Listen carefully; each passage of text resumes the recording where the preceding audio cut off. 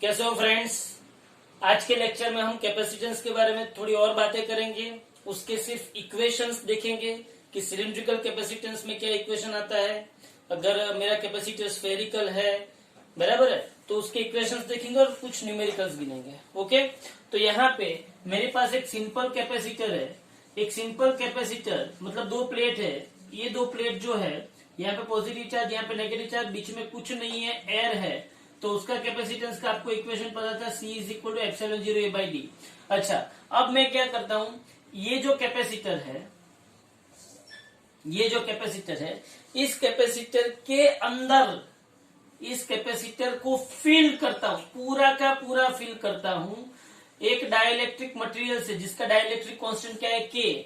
जिसका dielectric constant क्या है, K। तो अब इसका capacitance C dash is equal to क्या आता है, KC, मतलब C डैश इज इक्वल एप्सिलॉन 0 A K बाई D, बराबर है क्या।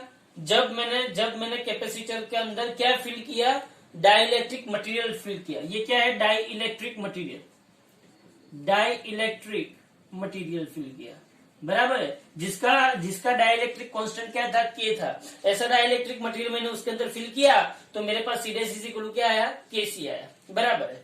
अब सुनो आप, अब मेरे पास स्फेरिकल कैपेसिटर है, spherical capacitor filled with dielectric. अगर मेरे पास स्फेरिकल कैपेसिटर है जिसके अंदर डाइलेक्ट्रिक भरा हुआ है, स्फेरिकल कैपेसिटर, अब ये जो स्फेरिकल कैपेसिटर है उसकी इनर रेडियस, अगर मैं उसका क्रॉस सेक्शन एरिया ले लूं, तो सपोज कि उसकी इनर रेडियस A है और आउटर रेडियस कितनी है, B है, तो उसके लिए इक्वेशन आएगा C इज इक्वल टू, उसके लिए इक्वेशन आएगा C is equal to 4 pi epsilon 0 capital K, 4 pi epsilon 0 capital K, C is equal to 4 pi epsilon 0 capital K AB upon B minus A। See अगर यहाँ पे dielectric नहीं भरा हुआ होता तो K निकल जाता, 4 pi epsilon 0 AB upon B minus A आता। कब, जब इसके अंदर डाइलेक्ट्रिक नहीं भरा होता तब। ये कौन सा कैपेसिटर है, स्फेरिकल कैपेसिटर है। ये उसकी इनर रेडियस हुई, ये उसकी आउटर रेडियस हुई। अब सिलिंड्रिकल कैपेसिटर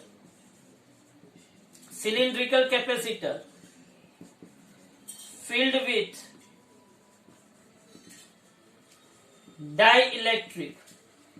मेरे पास एक सिलिंड्रिकल कैपेसिटर है जिसके अंदर डाइलेक्ट्रिक भरा हुआ है। चलो, लेंथ ऑफ द कैपेसिटर कितनी है, सपोज कि इसकी लेंथ L है, कितनी उसकी लेंथ L है, उसका inner radius and outer radius, तो इनर रेडियस सपोज कि A है और आउटर रेडियस कितना है, B है, तो उसके लिए इक्वेशन आएगा C is equal to 2 pi epsilon 0 KL, K क्यों, डाइलेक्ट्रिक कांस्टेंट के लिए, divided by 2.303 log base 10 D by A।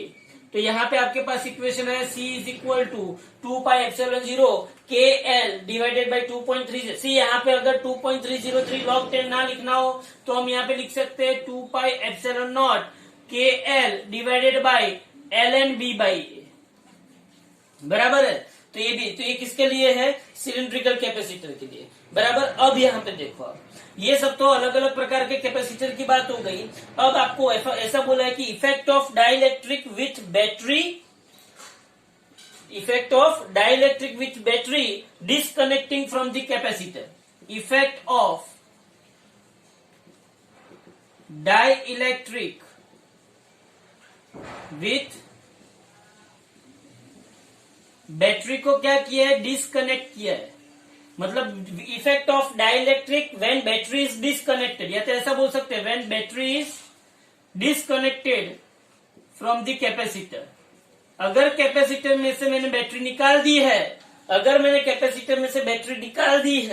मतलब कि ये कैपेसिटर जो है उसके अंदर मैंने डाइलेक्ट्रिक भरा हुआ है। ये क्या है, डाइलेक्ट्रिक भरा हुआ है, और यहाँ पे मैंने कोई भी प्रकार की बैटरी नहीं रखी हुई है, डिस्कनेक्ट किया है, तब जाके कुछ पैरामीटर्स, कुछ मतलब कौन, एक तो Q क्या होगा, एक तो V क्या होगा, एक तो E क्या होगा, एक तो C क्या होगा, और एक तो U क्या होगा। देखो यहाँ पे मैं आपको बता कौन कौन से पैरामीटर। तो पहले तो देखो पहले तो देखो चार्ज में कोई डिफरेंस आएगा नहीं, मतलब Q इज इक्वल क्या रहेगा, Q0। चार्ज में कोई डिफरेंस नहीं आएगा, बराबर है। अभी आपका पोटेंशियल जो है, पोटेंशियल क्या होगा, V is equal to V0 बटे के, मतलब पोटेंशियल 1/k टाइम्स हो जाएगा। कितना हो जाएगा पोटेंशियल 1/, ये सब कुछ एमसीक्यू के अंदर आता है, इसलिए डायरेक्ट करवा रहे हैं। इसके बहुत सारे डेरिवेशन है, लेकिन अभी आप लोगों को इसमें पढ़ना नहीं है। आप लोगों को सिंपल क्या समझना है, Q is equal to Q0, V is equal to V0 by K. उसके बाद आता है electric field E is equal to E0 by K. उसके बाद आपको पता है कि C इज इक्वल टू क्या आता है, KC0, और U इज इक्वल टू क्या आता है, U0 बाई के। चलो चार्ज क्या रहेगा, वही का वही, चार्ज में कोई चेंज नहीं आएगा। पोटेंशियल V0 बाई के, इलेक्ट्रिक फील्ड E0 बाई के, पोटेंशियल डिक्रीज हुआ, इलेक्ट्रिक फील्ड डिक्रीज हुआ, कैपेसिटेंस इंक्रीज हुआ, पोटेंशियल एनर्जी डिक्रीज हुई। कब, जब मैंने बैटरी को क्या किया हुआ है, रिमूव किया हुआ है। अब ऐसा बोले कि मैंने बैटरी को कनेक्ट किया हुआ है। सी इतना आपको समझ में आ गया। अब ऐसा बोले effect of dielectric, effect of dielectric when battery is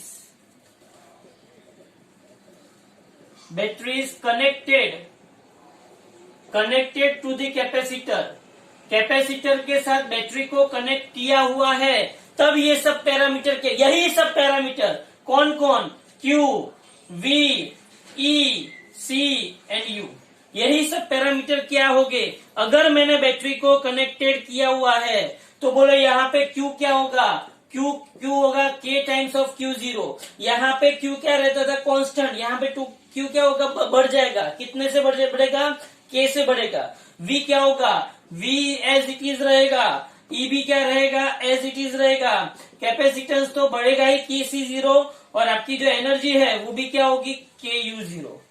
से यहाँ पे एनर्जी डिक्रीज हो रही थी, यहाँ पे एनर्जी बढ़ रही है, यहाँ पे कैपेसिटेंस बढ़ रहा है, यहाँ पे भी कैपेसिटेंस बढ़ रहा है। सिर्फ यहाँ पे दो चीजें क्या हो गई, कांस्टेंट हो गई। कब, जब बैटरी कनेक्टेड है तब, बराबर है। तो ये दो अलग अलग केस, आपको ये दोनों केस याद रखने हैं। बहुत से एमसीक्यू ऐसे आते हैं जिसके अंदर इसके डायरेक्ट इक्वेशन यूज हो सकते हैं। You can apply this equation in that case. Okay, now बोलो capacitor is used to store the electric energy। कौन सी एनर्जी को स्टोर करने के लिए काम लगता है, इलेक्ट्रिक एनर्जी। तो बोलो इलेक्ट्रोस्टैटिक एनर्जी जो है, इलेक्ट्रोस्टैटिक एनर्जी जो कैपेसिटर के अंदर स्टोर है, उसका इक्वेशन क्या है, हाफ CV²। क्या है, हाफ CV²। दूसरा इक्वेशन Q² बाई 2C। दूसरा इक्वेशन क्या है, Q² बाई 2C। और तीसरा इक्वेशन क्या था, 1/2 Q इंटू V। तो ये तीनों इक्वेशन आपको याद रखने हैं। Energy is directly proportional to V का square, directly proportional to K का स्क्वायर, Q का स्क्वायर, और 1/2 इंटू Q इंटू V। ये किसका इक्वेशन था, एनर्जी। कौन सी energy, electrostatic energy stored in the capacitor. Capacitor के एक प्लेट के ऊपर अगर आप पॉजिटिव चार्ज रखते हो तो दूसरी प्लेट पे, सामने की जो प्लेट है उसके ऊपर नेगेटिव चार्ज इंड्यूस हो जाता है। वो जो नेगेटिव चार्ज इंड्यूस होता है, मतलब चार्ज वहां पे स्टोर होता है। वो जो चार्ज स्टोर होता है वो कौन सा चार्ज है, इलेक्ट्रिक चार्ज है। इसलिए कैपेसिटर के अंदर जो एनर्जी स्टोर होती है उसको क्या बोलते हैं, इलेक्ट्रोस्टैटिक एनर्जी। और उस एनर्जी का इक्वेशन है हाफ CV² या तो Q² बाई 2C। बोलो समझ में आ रहा है इतना। अच्छा, ये खत्म हो जाए, उसके बाद ध्यान से देखो,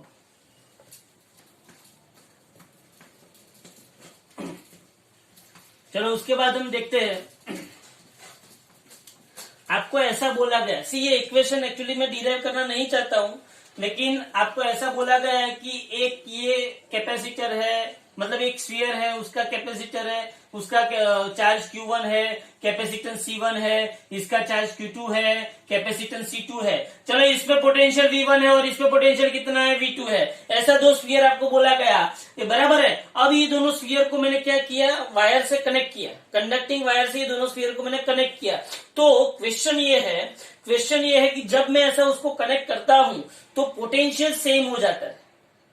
समझ क्या किया, यहां पे सपोज की पॉजिटिव चार्ज है और यहां पे नेगेटिव चार्ज है, तो इसको हायर पोटेंशियल बोलते हैं। इसको क्या बोलते हैं, हायर पोटेंशियल बोलते हैं। और इसको क्या बोलते हैं, लोअर पोटेंशियल बोलते हैं, इसको बोलते हैं लोअर पोटेंशियल। ये हायर पोटेंशियल है और ये लोअर पोटेंशियल है।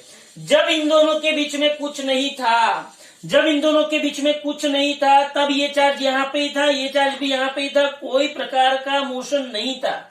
लेकिन जब मैं इन दोनों के बीच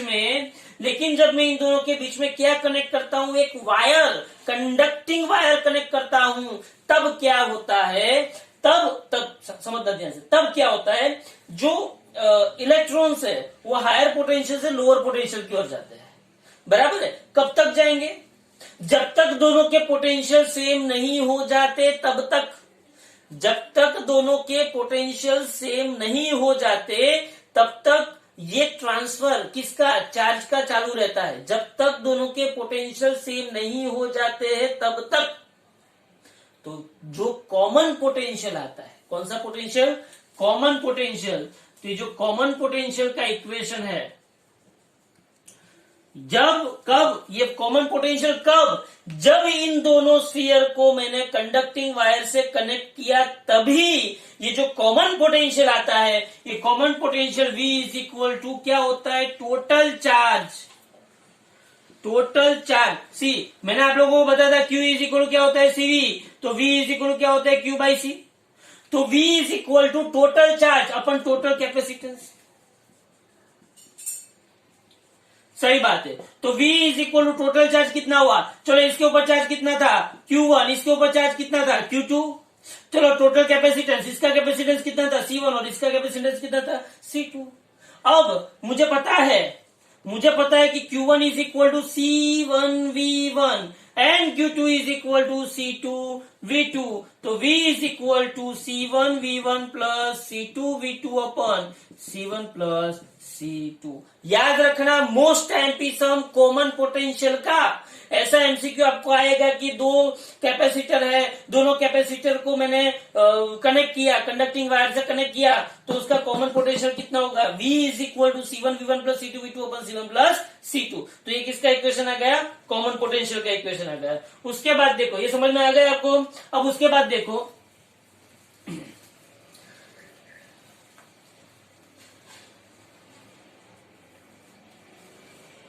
उसके बाद चलो यहाँ पे, अब जब मैंने इसको कॉमन पोटेंशियल आ गया, बराबर है।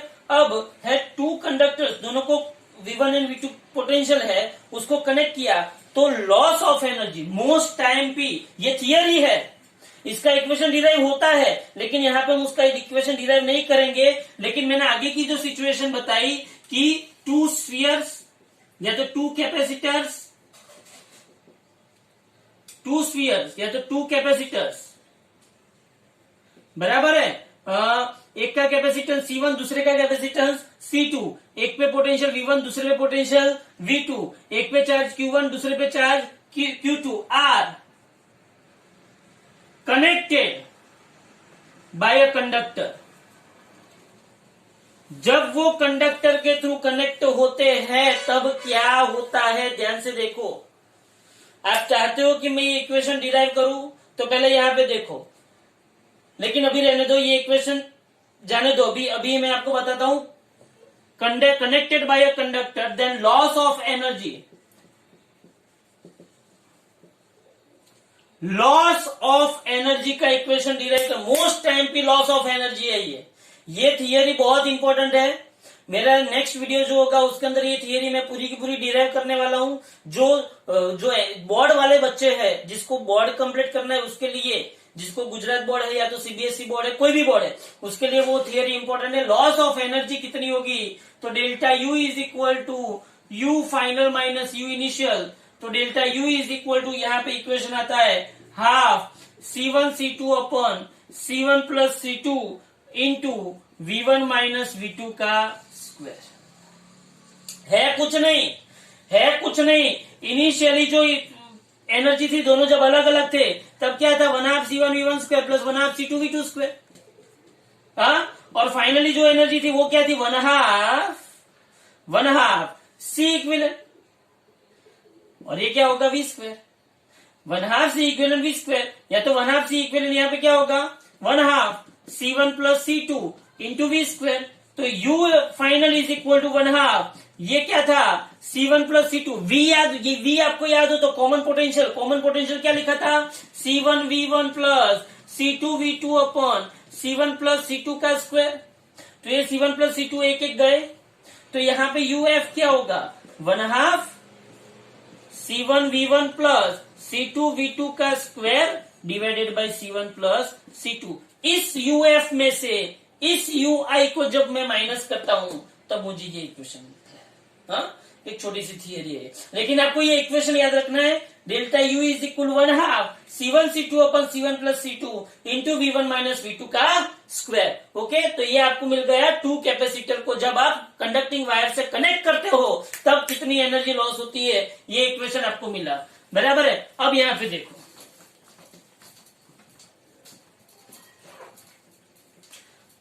अब 3-4 सम करते हैं, ट्राई करते हैं हम 3-4 सम को करने की कि कैसे कैसे सम पूछे जाते हैं यहाँ पे। चलो, पहला सम ऐसा है कि एक पॉइंट P है और एक पॉइंट Q है।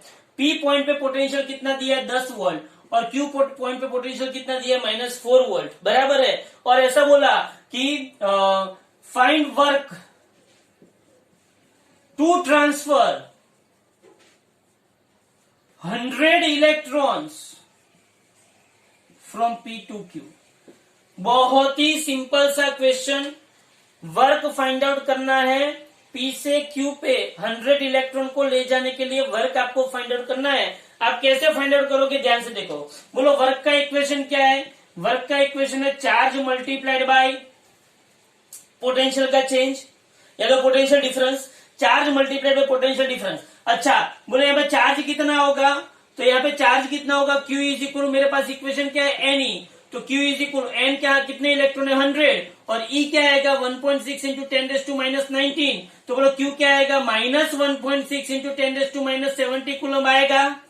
बराबर है। और चेंज इन पोटेंशियल डिफरेंस, बोलो चेंज इन पोटेंशियल डिफरेंस क्या होगा, तो डेल्टा V मतलब चेंज, मतलब पोटेंशियल डिफरेंस इसको बोले, potential difference delta V is equal to V at Q minus V at P, तो delta V is equal to -4 -10, तो डेल्टा V क्या आएगा -14 वोल्ट आएगा। तो बोलो मेरे पास वर्क का इक्वेशन क्या है, work is equal to charge multiplied by potential difference, तो यहाँ पे -1.6 इंटू 10⁻⁻17 इंटू -14, बोलो इसके ऊपर से आपको क्या मिलता है, वर्क मिलता है। बोलो समझ में आ गया ये? तो ये सिंपल सा वर्क का इक्वेशन आपको पूछा था।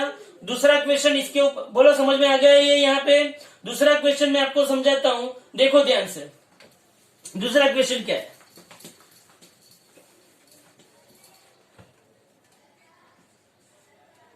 चलो यहाँ पे देखो, एक स्फेरिकल शेल है, ये उसका रेडियस R है। बराबर है। इसके ऊपर मैंने चार्ज क्या रखा हुआ है, Q रखा हुआ है। क्या रखा हुआ है, चार्ज मैंने Q रखा हुआ है। ये स्फेरिकल शेल जो रेडियस R है उसके ऊपर चार्ज Q रखा हुआ है। बराबर है। अब उसने ऐसा पूछा है कि सेंटर पे मैं Q चार्ज रखता हूं, कितना चार्ज रखता हूं, सेंटर पे मैं Q चार्ज अगर रखता हूं तो मुझे R/2 रेडियस पे जो एक पॉइंट है उसके ऊपर पोटेंशियल कितना मिलेगा। क्वेश्चन पता चला? क्वेश्चन ये है कि एक स्फेरिकल शेल है, ये क्या है, स्फेरिकल शेल, ये एक स्फेरिकल शेल है, उसके ऊपर कितना चार्ज है, स्मॉल q है। अब मैंने उसके सेंटर पे कैपिटल Q चार्ज रखा, तो R/2 डिस्टेंस पे एक पॉइंट P कंसीडर करो, तो find potential at point P। तो क्या करें इसमें, तो सिंपल सी बात है, potential at R due to Q, तो V इज इक्वल क्या होगा, KQ/R होगा। बोलो V इज इक्वल क्या होगा, KQ/R होगा। और यहां पे क्या होगा, potential at R/2 due to capital, बोलो कैपिटल Q जो है, कैपिटल Q पे पोटेंशियल कितना होगा, कैपिटल Q की वजह से R/2 डिस्टेंस पे पोटेंशियल कितना होगा, तो R/2 डिस्टेंस पे potential K capital Q divided by R/2, तो यहाँ पे क्या आएगा 2KQ/R आएगा। बराबर है। तो मैं यहाँ पे करूंगा टोटल पोटेंशियल, कौन सा potential, total potential V is equal to क्या होगा, V1 प्लस V2, तो यहाँ पे K Q by R plus K small Q by R plus 2K capital Q by R. Simple. आपको एक बात समझनी है कि एक बात आपको याद रखनी है कि पोटेंशियल जो होता है वो कांस्टेंट रहता है। कब? अच्छा, पोटेंशियल कांस्टेंट कब होता है? जब इलेक्ट्रिक फील्ड जीरो होता है। तो जब इलेक्ट्रिक फील्ड जीरो होता है तो पोटेंशियल क्या रहता है, कांस्टेंट रहता है। बराबर है। तो ये दूसरा सम था। एक और सम करते हैं, ध्यान से देखो।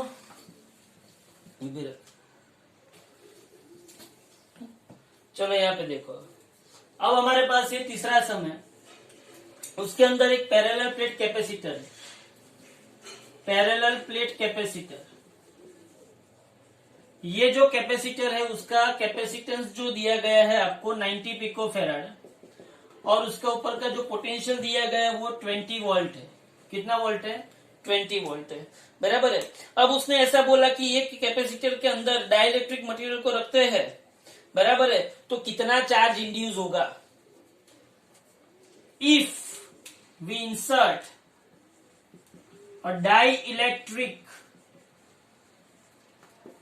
ऑफ डाइलेक्ट्रिक कांस्टेंट 5/3, 5/3 का डाइलेक्ट्रिक कांस्टेंट अगर इंसर्ट करते हैं, देन फाइंड इंड्यूस्ड चार्ज। तो कितना चार्ज इंड्यूस हो, समझ में आया? तो आपको कैपेसिटर के बीच में हमने एक डाइलेक्ट्रिक इंसर्ट किया तो हमको नया चार्ज कितना मिल रहा है। तो पहले यहां पे देखो, before inserting dielectric, before inserting dielectric, बोलो चार्ज कितना था, Q0 is equal to C0 into V. Q0 is equal to C0 into V. ये कब था? जब मैंने डाइलेक्ट्रिक इंसर्ट नहीं किया है। कैपेसिटर की दो पैरेलल प्लेट के बीच में सिर्फ और सिर्फ क्या है, एयर है। बराबर है। अब after inserting dielectric, after inserting dielectric, अगर मैं डाइलेक्ट्रिक इंसर्ट करता हूं तो क्या होगा, Q is equal to C0 V0, मतलब C0 into V into K। या तो मैं ऐसा लिख सकता हूं, Q इज इक्वल टू, नया charge is equal to Q0 into K। बराबर है। तो Q is equal to, Q0 कितना है, C0 into V into K। तो ये मेरे पास इक्वेशन नंबर 2 आ गया। तो इंड्यूस्ड चार्ज का इक्वेशन है Q dash is equal to, Q dash is equal to क्या है मेरे पास, Q माइनस Q0। क्यों Q माइनस Q0? क्योंकि चार्ज बढ़ा, घटा नहीं, तो Q माइनस Q0। तो Q dash is equal to C0V K minus C0V, तो Q dash is equal to C0V K -1। बराबर है। तो आपको सब डेटा आपके पास है, आप आंसर ला सकते हो। लेकिन